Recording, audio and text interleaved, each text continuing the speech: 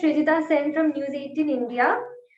So my first question would be this is an extremely intense film with so much happening, so much action and everything. So I would like to know what was the biggest challenge you faced while shooting for the film? Uh, I, I think the biggest challenge overall for the whole piece is that to orient ourselves that she's coming from the very top to the bottom and going from level to level, but obviously we weren't able to build a full set of the tower in full scale. So essentially having to build in pieces and do it separately, and then also have in my head that, look, the audience would want to feel that she's so high up and she's coming down each step. That took a challenge, actually, with all the great modern film tools available, but I just still found it very challenging. But I'm glad that it came out the way that it did.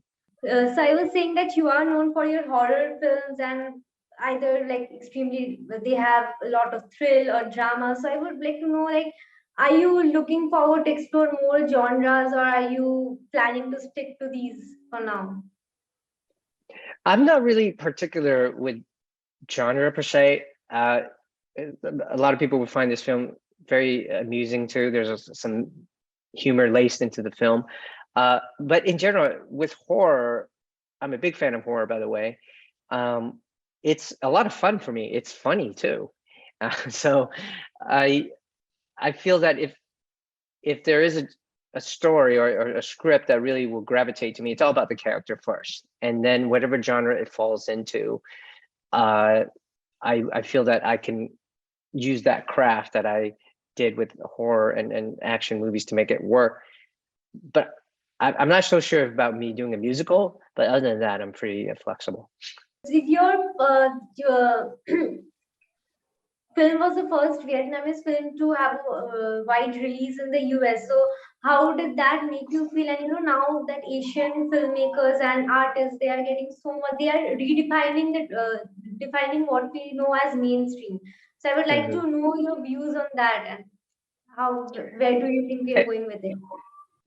I think it's the world we live in with the streamers, because the Fury had a great opening in our country. We were the biggest, but we're still a small country and we're new in cinema.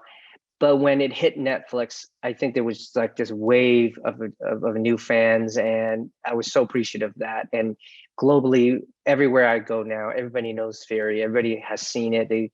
And it's just to show that international films can work too, for all over the world, and people aren't afraid of subtitles anymore. And that just helps our stories to be out there more in a global sense.